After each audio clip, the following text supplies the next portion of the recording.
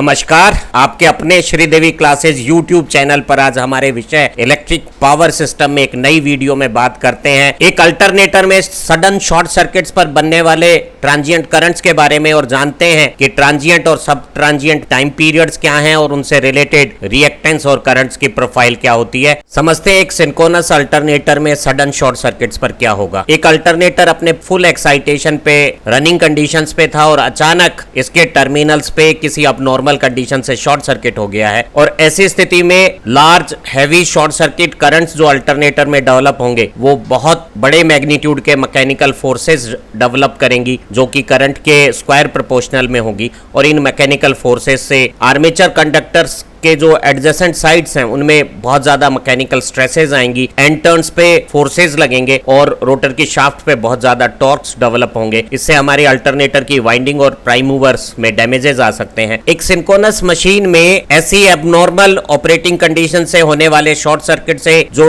तेज बदलती हुई transient current conditions होंगी उन्हें समझना जरूरी है ताकि उनसे मशीन्स में क्या परेशानियां हो सकती है उनसे बचाव किया जा सके। एक सिंक्रोनस मशीन में शॉर्ट सर्किट ट्रांजिएंट एक बहुत जटिल कॉम्प्लिकेटेड फिनोमिना है क्योंकि इसमें बहुत सारे मैग्नेटिक सर्किट्स एक दूसरे के साथ अपनी फ्लक्स लिंकेजेस को कपल करते हैं। जब एक सिंक्रोनस जनरेटर में शॉर्ट सर्किट्स होता है तो डीसी एक्साइटेशन से जो वर्किंग फ्लक्स बनता है पर पोल उसमें समय के साथ बहुत तेज डायनामिक चेंजेस होते हैं और इन चेंजेस के दौरान रोटर की फील्ड वाइंडिंग में जो पोल फेस में डैम्पर वाइंडिंग और पोल का स्ट्रक्चर है उसमें इंड्यूस्ड करंट्स आते हैं। अल्टरनेटर में इस तरह के इंड्यूस करंट के इफेक्ट्स को हम इक्विवेलेंट सर्किट में कुछ रिएक्टेंसेस से शो करते हैं और ये रिएक्टेंसेस शॉर्ट सर्किट की शुरुआती सब ट्रांजिएंट कंडीशन से फाइनल स्टेडी स्टेट कंडीशंस में जब चेंज होते हैं तो बीच में कुछ समय तक एक तेज बदलता हुआ ट्रांजिएंट ड्यूरेशन आता है। एक अल्टरनेटर में शॉर्ट सर्किट के ये जो पैरामीटर है वो बहुत सारी चीजों पर डिपेंड करते हैं, जैसे हमने अपनी वोल्टेज वेव शेप की किस इंस्टेंटेनियस मैग्नीट्यूड्स पे शॉर्ट सर्किट किया है जो तीनों फेज में अलग अलग होगा। शॉर्ट सर्किट से पहले हमारे अल्टरनेटर पे लोड का मैग्नीट्यूड क्या है, हमने एक्साइटेशन का मैग्नीट्यूड क्या रखा हुआ है, क्या मशीन अंडर एक्साइटेड है या ओवर एक्साइटेड है, शॉर्ट सर्किट क्या तीनों फेज में हुआ है या केवल दो ही फेज के बीच में हुआ है, और शॉर्ट सर्किट मशीन के बिल्कुल सिरों पर हुआ है या ट्रांसमिशन लाइन में किसी दूर सिरे पे हुआ है, और ये मशीन में जो कंस्ट्रक्शन फीचर है जो उसके वाइंडिंग में और एयर गैप की वैल्यूज है उन पे भी डिपेंड करता है। एक थ्री फेज अल्टरनेटर के तीनों फेज में शॉर्ट सर्किट करंट का एक वेव फॉर्म यहाँ रेड, येलो और ब्लू फेज में ड्राइंग में शो किया हुआ है। इसमें ये करंट का जो बड़ा मैग्नीट्यूड है वो अपनी सिमेट्रिकल जीरो वैल्यू से कुछ डीसी कंपोनेंट भी रखता है जिसे हम डीसी ऑफसेट कहते हैं। ये जो डीसी ऑफसेट का मान है वो समय के साथ ट्रांजिएंट नेचर से बहुत तेजी से डिके होता है और इसका मान डिपेंड करेगा कि शॉर्ट सर्किट के समय हमारी जो वोल्टेज वेव है फेज में उसका इंस्टेंटेनियस मैग्नीट्यूड क्या है। अगर एक फेज में शॉर्ट सर्किट के समय instantaneous voltage magnitude zero value रखता होगा तो ऐसी स्थिति में यह करंट अपने पीक मैग्नीट्यूड का डबल मान भी प्राप्त कर सकता है, और अगर इंस्टेंटेनियस वैल्यू पीक वोल्टेज के अक्रॉस है जैसे कि इस ग्रीन लाइन से शो किए हुए वाई फेज का हम शो कर रहे हैं तो ऐसी स्थिति में जो डीसी ऑफसेट मैग्नीट्यूड है वो बहुत नेग्लिजिबल अमाउंट का होगा। तीनों फेज में डीसी कंपोनेंट अलग अलग मैग्नीट्यूड्स के हैं, जहां आर फेज में ये पॉजिटिव है, ब्लू फेज में ये नेगेटिव है और येलो फेज में ये नेग्लिजिबल अमाउंट का है। ये डिपेंड करेगा अपनी फेज वोल्टेज के इंस्टेंटेनियस मैग्नीट्यूड को किस वैल्यू का रख रहे हैं। एक सरल समझ के लिए अल्टरनेटर की फुल रेटेड एक्साइटेशन पे नो लोड की कंडीशंस पे चलते समय अचानक अगर सिमेट्रिकल तीनों लाइनों में शॉर्ट सर्किट होता है उसके ठीक टर्मिनल्स पर तो बिना डीसी ऑफसेट के किसी एक फेज में जो हमारा करंट का वेरिएशन टाइम के साथ बहुत तेजी से ट्रांजिएंट और सब ट्रांजिएंट रीजन में आएगा उसे यहाँ एक वेव फॉर्म में हमने प्रदर्शित कर रखा है। यहाँ इनिशियल 2-3 साइकिल के सब ट्रांजिएंट पीरियड के लिए करंट का मान मैग्नीट्यूड में ज्यादा है और बहुत तेजी से टाइम के साथ डिके होता है, और ऐसे करंट बिहेवियर को हम एक अल्टरनेटर के सर्किट मॉडल में सब ट्रांजिएंट रिएक्टेंस से रिप्रेजेंट करेंगे। उसके बाद एक लंबा ट्रांजिएंट रीजन है जो 3 साइकिल से लेके 20 साइकिल के ड्यूरेशंस का हो सकता है depending upon the design feature of alternator field winding, और करंट अब पहले से कम हो गया है और उसका घटना भी थोड़ा धीमा हो गया है, लेकिन लगातार करंट घटता घटता कुछ समय बाद जब ट्रांजिएंट पीरियड खत्म हो जाता है तो किसी एक स्टडी वैल्यू को प्राप्त करने चला जाता है। इस ट्रांजिएंट पीरियड के वर्किंग को हम एक सर्किट मॉडल में ट्रांजिएंट रिएक्टेंस से रिप्रेजेंट करते हैं और ये हमारी फॉल्ट कैलकुलेशन और एनालिसिस में सबसे इंपॉर्टेंट है। ये बात अभी हम समझ लेंगे। और सबसे आखिर में एक अल्टरनेटर जब अपने स्टेडी स्टेट कंडीशंस पर आता है तो हम पाते हैं कि शॉर्ट सर्किट के कंडीशंस पे भी उसका जो फॉल्ट करंट है वो नॉर्मल लोड करंट जैसा ही है, क्योंकि इंडक्टिव फॉल्ट करंट जो डीमैग्नेटाइजिंग एमएमएफ बनाता है वो एयर गैप में वर्किंग रिजल्टेंट फ्लक्स को काफी कम कर देता है और ऐसी स्थिति में अल्टरनेटर में बहुत ज्यादा फॉल्ट करंट फ्लो नहीं होता है। लेकिन शुरुआती ट्रांजिएंट और सबसे शुरू के सब ट्रांजिएंट पीरियड में करंट के मैग्नीट्यूड्स डेफिनेटली ज्यादा हैं। समझते हैं कि ये सारी बातें क्या है। एक अल्टरनेटर का शॉर्ट सर्किट के तत्काल बाद जो ट्रांजिएंट बिहेवियर है उसे समझने का तरीका एक कांस्टेंट लिंकेजेस थ्योरम है, जो कहती है कि किसी क्लोज्ड इंडक्टिव सर्किट में अगर रेजिस्टेंस काफी कम हो और इंडक्टेंस उसकी कंपैरिजन में बहुत ज्यादा हो तो किसी कंडीशंस में जो फ्लक्स लिंकेजेस बनती है या एल और आई का जो प्रोडक्ट है वो अगर कोई एक्सटर्नल सोर्स हमने नहीं लगाया है तो वो बिना समय लिए बदलेगा नहीं। यानी एक मैग्नेटिक सर्किट में फ्लक्स का मान अगर सर्किट में कोई सोर्स वोल्टेज नहीं है तो कांस्टेंट रहता है। इसको हम कांस्टेंट फ्लक्स लिंकेजेस थ्योरम कहते हैं। हम शॉर्ट सर्किट के समय रोटर के सर्किट के साथ एक एक्साइटर पहले से लगाया हुआ है और कुछ भी दूसरी चीज नई नहीं आती है और स्टेटर एक शॉर्ट सर्किट से क्लोज हो जाता है। तो ऐसी स्थिति में हमारा जो अल्टरनेटर का रोटर और स्टेटर का इंडक्टिव सर्किट है वो टोटल फ्लक्स लिंकेजेस को बिना समय बदलने नहीं देगा। एक open circuit no load alternator के अचानक सडन शॉर्ट सर्किट से आर्मेचर वाइंडिंग का रेजिस्टेंस कम और इंडक्टिव इफेक्ट ज्यादा होने से एक लैगिंग पावर फैक्टर का करंट फ्लो होता है और वो करंट एक डीमैग्नेटाइजिंग इफेक्ट बनाकर फ्लक्स पर पोल को या मशीन में फ्लक्स लिंकेजेस को घटाना चाहता है, लेकिन फ्लक्स लिंकेजेस को कांस्टेंट रहना है। तो ऐसी स्थिति में हमारे अल्टरनेटर की फील्ड वाइंडिंग, उसके पोल फेस में जो डैम्पर बार्स लगी हुई होती है उन डैम्पर वाइंडिंग्स में और पोल के स्ट्रक्चर्स में कुछ करंट इंड्यूस्ड होते हैं जो कोशिश करते हैं कि अल्टरनेटर के एयर गैप स्पेस में फ्लक्स लिंकेजेस कांस्टेंट बनी रहे। हमने एक सिंक्रोनस अल्टरनेटर की स्टेडी स्टेट ऑपरेशंस को समझा है और अगर उसके टर्मिनल्स पे शॉर्ट सर्किट हो जाता है तो वाइंडिंग में रेजिस्टेंस कम है और लीकेज रिएक्टेंस उसकी कंपैरिजन में काफी ज्यादा है। तो ऐसी स्थिति में जो शॉर्ट सर्किट करंट है वो बहुत ज्यादा लैगिंग पुअर पावर फैक्टर का ऐसी आर्मेचर के करंट में एमएमएफ बनाएगा जो डीमैग्नेटाइजिंग इफेक्ट रखेगी और हमारा रिजल्टेंट एयर गैप फ्लक्स बहुत ज्यादा कम हो जाएगा। और ऐसी स्थिति में शॉर्ट सर्किट कंडीशंस का जो आर्मेचर वाइंडिंग में करंट है वो लगभग फुल लोड करंट जितना ही है और इसका कारण यह है कि हमारी सर्किट मॉडल में आर्मेचर वाइंडिंग के लीकेज रिएक्टेंस के साथ साथ एक आर्मेचर रिएक्शन का रिएक्टेंस जो काफी बड़ी अमाउंट का है वो जुड़ जाता है और total synchronous reactance 1 pu value का लगभग फुल लोड जितना ही शॉर्ट सर्किट करंट बना देता है। लेकिन शॉर्ट सर्किट की इनिशियल कंडीशंस डिफरेंट है क्योंकि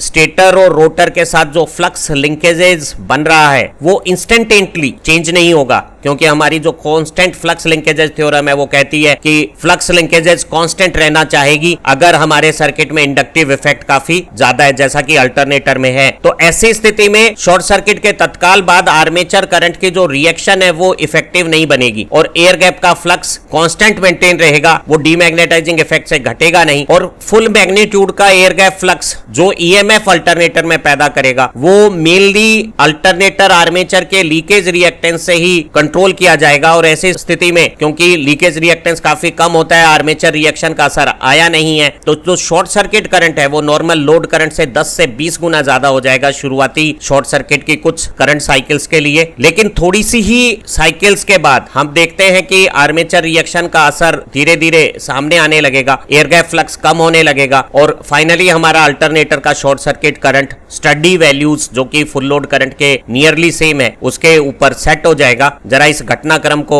जो शुरुआती सब ट्रांजिएंट और बाद का ट्रांजिएंट रीजन है उसके कंटेक्स्ट में समझते हैं। एक रेटेड एक्साइटेशन के साथ काम करने वाले अल्टरनेटर के टर्मिनल टर्मिनल्स पर अगर शॉर्ट सर्किट कर दिया जाए तो उसका जो इंडक्टिव आर्मेचर सर्किट है उसमें बहुत ज्यादा पुअर लैगिंग पावर फैक्टर का शॉर्ट सर्किट करंट एक डीमैग्नेटाइजिंग एमएमएफ पोल की डायरेक्ट एक्सेस के अलोंग मेन पोल के अगेंस्ट में वर्किंग फ्लक्स बनाने वाला बनेगा। लेकिन कांस्टेंट फ्लक्स लिंकेजेस थ्योरम के अनुसार फील्ड फ्लक्स जीरो समय में नहीं बदलेगा, तो हमारी जो आर्मेचर एमएमएफ की डीमैग्नेटाइजिंग एक्शन है उसे काउंटर बैलेंस करने के लिए कोई प्रोपोर्शनल इंक्रीज होगी इंड्यूस करंट की मार्फत फील्ड वाइंडिंग में करंट से या डैम्पर बार या हमारे पोल के स्ट्रक्चर में इंड्यूस्ड एडी करंट से। और ये induced eddy current transformer action से ऐसे करंट बनाएंगे कि वो आर्मेचर रिएक्शन के एमएमएफ इफेक्ट को काउंटर कर देगा। ऐसी स्थिति में शुरू की 3 या 4 साइकिल के लिए हमारे अल्टरनेटर का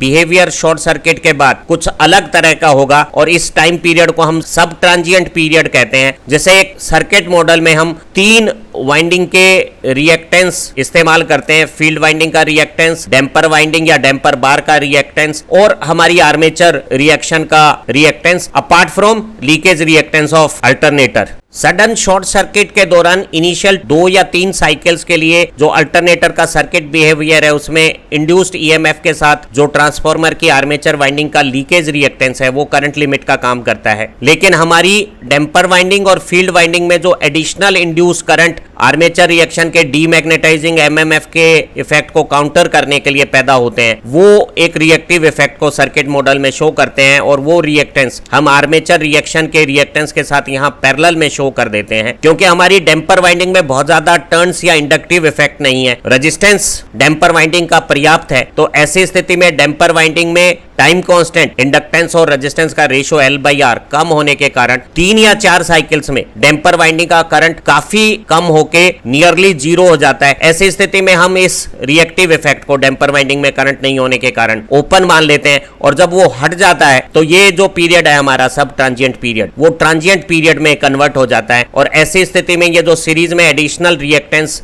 जो लीकेज रिएक्टेंस वाइंडिंग के साथ हम करंट लिमिट के लिए कंसीडर कर रहे हैं सर्किट मॉडल में, वो सिर्फ आर्मेचर रिएक्शन का रिएक्टेंस और फील्ड वाइंडिंग का इफेक्ट को रिप्रेजेंट करने वाला रिएक्टेंस रह जाता है। और इस पीरियड में सर्किट मॉडल जो यहाँ हमने ग्रीन हाईलाइट में दिखाया हुआ है उसे हम ट्रांजिएंट पीरियड कहते हैं। और ये जो इक्विवेलेंट रिएक्टेंस है वो ट्रांजिएंट रिएक्टेंस कहलाता है। और शॉर्ट सर्किट के जो शुरुआती पीरियड है उसमें ये जो नीले फ्रेम में हमारा जो सर्किट रूप दिख रहा है वो इक्विवेलेंटली सब ट्रांजिएंट रीजन का रिएक्टेंस रिप्रेजेंट कर रहा है। ब्लू फ्रेम में रिप्रेजेंटेड सब ट्रांजिएंट रिएक्टेंस में वाइंडिंग के लीकेज रिएक्टेंस के साथ ये 3 रिएक्टेंस का पैरेलल कॉम्बिनेशन भी है, जो आर्मेचर रिएक्शन का रिएक्टेंस, फील्ड वाइंडिंग के करंट फ्लो से इंड्यूस्ड इफेक्ट का रिएक्टेंस और डैम्पर वाइंडिंग के करंट का असर। और पैरेलल इक्विवेलेंट रिएक्टेंस निकालने के लिए हमने इनके सबके रिएक्टेंस को इन्वर्स करके रिजल्टेंट रिएक्टेंस उसका इन्वर्स बना दिया है। और ये जो हमारा ग्रीन हाईलाइट में दिख रहा है ये सब ट्रांजिएंट सर्किट में हमारा रिएक्टेंस हो गया है। पैरेलल में एक से ज्यादा रिएक्टेंस होने से इक्विवेलेंट रिएक्टेंस कम हो गया है, तो टोटल रिएक्टेंस भी सब ट्रांजिएंट रीजन में कम हो गया है। तो यहाँ टर्मिनल पे शॉर्ट सर्किट कंडीशंस में डेफिनेटली हम ज्यादा करंट को पाएंगे। जब डैम्पर वाइंडिंग में करंट अपने टाइम कांस्टेंट के अनुसार डिके हो गया है 3 या 4 साइकिल्स के बाद, तो ये डैम्पर वाइंडिंग का सेक्शन ओपन हो गया है और अब लीकेज रिएक्टेंस के साथ सीरीज में सिर्फ फील्ड वाइंडिंग का रिएक्टिव इफेक्ट और आर्मेचर रिएक्शन का रिएक्टिव इफेक्ट कंसिडरेशन में आ गया है। और जो टोटल रिएक्टेंस है ट्रांजिएंट रीजन में वो लीकेज रिएक्टेंस के साथ इन दोनों के पैरेलल इक्विवेलेंट रिएक्टेंस का समेशन हो गया है। और डेफिनेट है कि ट्रांजिएंट रीजन में जो रिएक्टेंस है वो सब ट्रांजिएंट रिएक्टेंस की कंपैरिजन में काफी ज्यादा है। पर यूनिट सिस्टम में सब ट्रांजिएंट रिएक्टेंस 0.1 पर यूनिट से भी कम है, जबकि जो ट्रांजिएंट रिएक्टेंस है इसकी वैल्यू 0.1 पर यूनिट से कुछ ज्यादा हो सकती है। अब बात करते हैं ट्रांजिएंट पीरियड और ट्रांजिएंट रिएक्टेंस की। शॉर्ट सर्किट के दौरान फील्ड सर्किट में वोल्टेज कांस्टेंट है और कोई दूसरी एडिशनल वोल्टेज जो इनिशियली फील्ड वाइंडिंग में इंड्यूस करंट्स आए हैं उन्हें मेंटेन करने के लिए सर्किट में नहीं है। तो जो फील्ड वाइंडिंग का अपना टाइम कांस्टेंट है उसके अनुसार फील्ड वाइंडिंग में इंड्यूस्ड एडी करंट्स टाइम के साथ डिके हो जाएंगे और जब फील्ड वाइंडिंग में करंट डिके हो जाएगा तो इसे भी हम ओपन सर्किट कंडीशंस में मान लेंगे, और जो हमारी स्टडी स्टेट कंडीशंस में अल्टरनेटर है उसके साथ लीकेज रिएक्टेंस के साथ एक आर्मेचर रिएक्शन का रिएक्टिव इफेक्ट आ जाएगा, और वो शॉर्ट सर्किट की कंडीशंस में इस इंडक्टिव सर्किट के डीमैग्नेटाइजिंग एमएमएफ करंट कैरेक्टरिस्टिक के कारण शॉर्ट सर्किट करंट को नॉर्मल फुल लोड करंट जैसा ही बना देगा। और ये जो ग्रीन हाईलाइट में नेट रिएक्टेंस दिख रहा है वो सिंक्रोनस मशीन का सिंक्रोनस रिएक्टेंस डायरेक्ट एक्सेस पे XD कहलाता है। ये पैरेलल इक्विवेलेंट रिएक्टेंस के साथ ये सीरीज रिएक्टेंस शो किया है, वो ट्रांजिएंट रिएक्टेंस कहलाता है। और साफ बात दिख रही होगी कि पैरेलल में रिएक्टेंस इक्विवेलेंटली कम हो जाता है, तो जो ट्रांजिएंट रिएक्टेंस है वो 0.1 या 0.2 के बीच का है, और ये जो सिंक्रोनस रिएक्टेंस है वो 1 पर यूनिट के आसपास है। तो ट्रांजिएंट रिएक्टेंस कम मैग्नीट्यूड का होने के कारण ट्रांजिएंट ड्यूरेशन में जो शॉर्ट सर्किट करंट का मैग्नीट्यूड है वो स्टडी स्टेट फाइनल वैल्यूज के कंपैरिजन में ज्यादा है। हमने पाया कि एक fully excited alternator no load पे अगर सिमेट्रिकली शॉर्ट सर्किट किया जाता है और डीसी ऑफसेट को अगर हम भुला देते हैं तो शुरुआत की जो 2-3 साइकिल के सब ट्रांजिएंट पीरियड है उसमें करंट मैग्नीट्यूड में भी ज्यादा है और वो बहुत तेजी से घटता है, और इस दौरान जो सर्किट में करंट जो फॉल्ट का फ्लो हो रहा है उसे कंट्रोल करने वाले अल्टरनेटर के रिएक्टेंस को हम सब ट्रांजिएंट रिएक्टेंस कहते हैं। और सब ट्रांजिएंट रिएक्टेंस का मैग्नीट्यूड डैम्पर वाइंडिंग के इंड्यूस करंट के इफेक्ट्स के कारण काफी कम होने के कारण ये करंट ज्यादा है। लेकिन जब डैम्पर वाइंडिंग का करंट अपने टाइम कांस्टेंट के हिसाब से डिके हो जाता है तो ट्रांजिएंट पीरियड शुरू होता है। करंट का मैग्नीट्यूड पहले की तुलना में कम हो गया है और वो डिके भी थोड़ा स्लो हो रहा है, और फील्ड वाइंडिंग अपने टाइम कांस्टेंट से जब अपने एडिशनल इंड्यूस करंट को खत्म कर लेती है तो ये इफेक्ट भी खत्म हो जाता है ट्रांजिएंट पीरियड का। और स्टेडी स्टेट कंडीशंस में आर्मेचर रिएक्शन के डीमैग्नेटाइजिंग इफेक्ट के कारण फॉल्ट करंट का मैग्नीट्यूड काफी कम हो जाता है। एक नो लोड पे रेटेड एक्साइटेशन वाले अल्टरनेटर के टर्मिनल्स पे अचानक अब नॉर्मल कंडीशन से अगर शॉर्ट सर्किट हो जाए तो उसकी फॉल्ट करंट में 2 पार्ट होंगे। एक सिमेट्रिकल अल्टरनेटिंग करंट कंपोनेंट होगा जो सब ट्रांजिएंट रीजन में ज्यादा मैग्नीट्यूड का होगा और उसकी फ्रीक्वेंसी सप्लाई फ्रीक्वेंसी के बराबर होगी, जैसा कि हमने अभी थोड़ी देर पहले समझा है। और एक दूसरा कंपोनेंट होगा जो यूनिडायरेक्शनल या डीसी कंपोनेंट होगा और एसिमेट्रिकल कंपोनेंट होगा और ट्रांजिएंटली वो भी डीके होगा। इस डीसी कंपोनेंट के कारण हमारा जो एसी वेरिएशन है वो अपनी 0 मैग्नीट्यूड एक्सिस से शिफ्ट हो जाएगा, इसलिए इस करंट को जो यहाँ शेडेड लाइन से हम शो कर रहे हैं फेज आर में डीसी ऑफसेट करंट कहते हैं। और डीसी ऑफसेट करंट का मैग्नीट्यूड डिपेंड करेगा कि शॉर्ट सर्किट की इंस्टेंट पे हमारा जो फेज वोल्टेज का इंस्टेंटेनियस मैग्नीट्यूड कितना है। अगर शॉर्ट सर्किट के समय फेज वोल्टेज का इंस्टेंटेनियस मैग्नीट्यूड नियरली 0 वैल्यू का है तो ये जो हमारा वेरिएशन है साइनोसोडल वेरिएशन उसमें एक डबलिंग इफेक्ट यहाँ आ जाएगा, और तीनों फेज में जो इस तरह का डीसी ऑफसेट इफेक्ट है वो अलग अलग हो सकता है। अगर हम डीसी ऑफसेट करंट को भी कंसीडर करें तो हमारे इस टोटल फॉल्ट करंट का आरएमएस मान बढ़ जाएगा और वो इस तरह से कैलकुलेट होगा। अगर हमारे ट्रांसमिशन सिस्टम में एक सर्किट ब्रेकर को फॉल्ट के साथ सर्किट को मेक या ब्रेक करना है तो उसकी जो मेकिंग ब्रेकिंग कैपेसिटी है उसमें सिमेट्रिकल फॉल्ट करंट के साथ साथ हमें डीसी ऑफसेट करंट कंपोनेंट को भी कंसीडर करना होगा। ट्रांसमिशन लाइन में हमें फॉल्ट के साथ सर्किट को मेक या ब्रेक करने का काम सर्किट ब्रेकर से कराना होता है, तो एक सर्किट ब्रेकर की मेकिंग या ब्रेकिंग कैपेसिटी कैलकुलेट करते समय हमें एसी फॉल्ट करंट कैलकुलेशन जो हम अक्सर ट्रांजिएंट रिएक्टेंस के साथ करते हैं उसके साथ साथ इस डीसी ऑफसेट करंट का इफेक्ट भी कंसीडर करना चाहिए। और हम आमतौर पे एसी फॉल्ट करंट को 1.6 के एक मल्टीप्लाइंग फैक्टर से इंक्रीज कर लेते हैं ताकि हम सर्किट ब्रेकर की मेकिंग या ब्रेकिंग कैपेसिटी निकाल सकें। एक नो लोड के फुली एक्साइटेड अल्टरनेटर के सडन शॉर्ट सर्किट को 3 टाइम पीरियड में डिवाइड किया जा सकता है। शुरुआत की 2-3 साइकिल का सब ट्रांजिएंट पीरियड हो गया है जिसमें करंट का मैग्नीट्यूड भी ज्यादा है और वो तेजी से डैम्पर वाइंडिंग के टाइम कांस्टेंट के अनुसार डिके भी हो रहा है। बाद में एक पीरियड ट्रांजिएंट पीरियड है जिसमें करंट का मैग्नीट्यूड सब ट्रांजिएंट की कंपैरिजन में कम है और डिके भी स्लो है क्योंकि फील्ड वाइंडिंग का टाइम कांस्टेंट डैम्पर वाइंडिंग की कंपैरिजन में थोड़ा ज्यादा है। और ये 3 से 20 साइकिल के एडिशनल अंतराल के बाद एक स्टेडी स्टेट पीरियड शुरू हो गया है जिसमें फॉल्ट करंट का मैग्नीट्यूड आर्मेचर रिएक्शन की डीमैग्नेटाइजिंग इफेक्ट के कारण काफी हद पर कम हो गया है। अगर हम स्टेडी स्टेट कंडीशंस के करंट के पीक मैग्नीट्यूड को पीछे रिप्रेजेंट करें तो स्टेडी करंट का ये पीक मैग्नीट्यूड OA से रिप्रेजेंट होगा, और OA में अगर मैं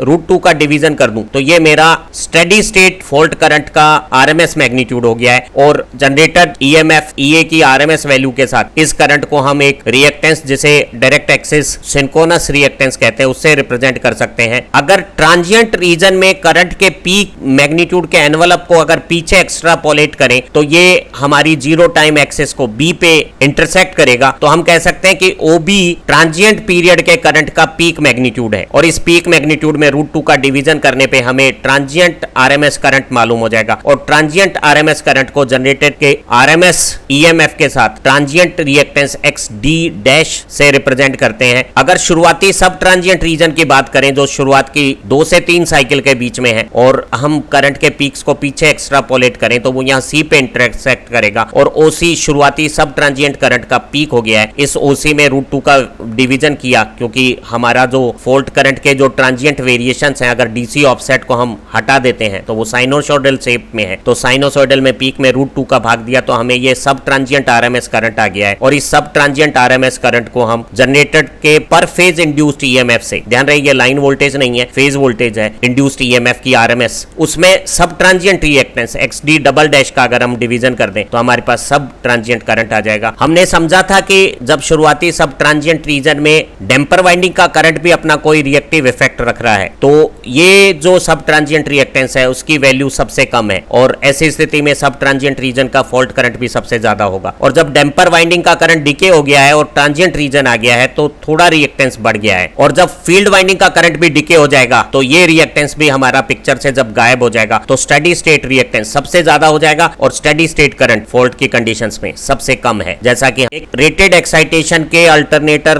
का नो लोड पर अचानक अगर शॉर्ट सर्किट हो जाए तो शुरू की 2-3 साइकिल के सब ट्रांजिएंट रीजन में फॉल्ट करंट ज्यादा है और उसकी RMS मान अगर ज्यादा है तो उस समय जो सब ट्रांजिएंट रिएक्टेंस है XD डबल डैश वो कम है। XD डबल डैश सब ट्रांजिएंट रिएक्टेंस सबसे ज्यादा कम है और करंट सब ट्रांजिएंट रीजन में सबसे ज्यादा है। लेकिन डैम्पर वाइंडिंग के टाइम कांस्टेंट के साथ करंट डिके होने के बाद जो ट्रांजिएंट रीजन में फील्ड वाइंडिंग का करंट जो एडिशनल इंड्यूस हुआ है वो डिके होता है, और ऐसी स्थिति में हमारा लंबे से ड्यूरेशन में ट्रांजिएंट रिएक्टेंस बदलता है और ट्रांजिएंट करंट भी बदलता है। अक्सर हम फॉल्ट क्लियरेंस के समय सर्किट ब्रेकर का जो ऑपरेशन है वो इसी ट्रांजिएंट पीरियड में करते हैं, इसलिए हमारी फॉल्ट कैलकुलेशन में ट्रांजिएंट रिएक्टेंस अल्टरनेटर का सबसे ज्यादा इंपॉर्टेंट है। और स्टेडी स्टेट कंडीशंस में जब आर्मेचर रिएक्शन पूरी इफेक्टिव हो गई है तो हमारा डायरेक्ट एक्सिस सिंक्रोनस रिएक्टेंस काफी ज्यादा हो गया है और फॉल्ट करंट का मान नॉर्मल फुल लोड करंट जैसा ही हो गया है। एक अल्टरनेटर में जब शॉर्ट सर्किट होता है तो शुरुआती शॉर्ट सर्किट करंट की वैल्यू बहुत ज्यादा है, लेकिन हमारे रिले के द्वारा सेंस होने के बाद जब सर्किट ब्रेकर के कॉन्टेक्ट सेपरेट होते हैं तो इसमें कुछ समय अंतराल हो जाता है और हम सब ट्रांजिएंट पीरियड की बजाय ट्रांजिएंट स्टेट में सर्किट ब्रेकर के कॉन्टेक्ट्स को ओपन करते हैं। ट्रांजिएंट कंडीशंस में जो सर्किट ब्रेकर करंट मेक या ब्रेक करेगा उस कैपेसिटी को हम किलो एम्पियर्स में रिप्रेजेंट करते हैं, और एक सर्किट ब्रेकर की ब्रेकिंग कैपेसिटी अल्टरनेटर की ट्रांजिएंट रिएक्टेंस को कंसीडर करते हुए फॉल्ट करंट कैलकुलेशन से निकाली जाती है। अगर एक सर्किट ब्रेकर को एग्जिस्टिंग फॉल्ट के साथ क्लोज किया जा रहा है जैसा कि हम अक्सर ऑटो रिक्लोजिंग के समय करते हैं, तो शुरुआती करंट जो पहली साइकिल में है वो जरूरत से ज्यादा सब ट्रांजिएंट पीरियड में होगा, और ऐसा सब ट्रांजिएंट हाई पीक मैग्नीट्यूड का करंट एक सर्किट ब्रेकर को मेक करना होगा। तो एक सर्किट ब्रेकर की जो मेकिंग कैपेसिटी है वो डेफिनेटली ब्रेकिंग करंट कैपेसिटी से ज्यादा होती है, क्योंकि ब्रेकिंग हम ट्रांजिएंट पीरियड में कर रहे हैं और मेकिंग सब ट्रांजिएंट पीरियड में कर रहे हैं। और दोनों ही स्थितियों में जो हम फॉल्ट करंट की कैलकुलेशन ट्रांजिएंट रिएक्टेंस से करते हैं उसमें हमें डीसी ऑफसेट के लिए 1.6 का मल्टीप्लिकेशन और कर लेना चाहिए। आज की इस खूबसूरत वीडियो से आपको अल्टरनेटर के सडन शॉर्ट सर्किट से जो ट्रांजिएंट बिहेवियर आता है वो अच्छी तरह से समझ में आ गया होगा। श्रीदेवी क्लासेस यूट्यूब चैनल पे हम हिंदी भाषा में सर्वश्रेष्ठ ई लर्निंग मटेरियल की मदद से आपकी सब्जेक्ट अंडरस्टैंडिंग इंप्रूव कर रहे हैं। आप अच्छा पढ़ें, तरक्की करें। Have nice time, happy learning. और एक बार फिर हमारी सारी वीडियो प्रमोट करने और देखने के लिए आपका बहुत बहुत धन्यवाद।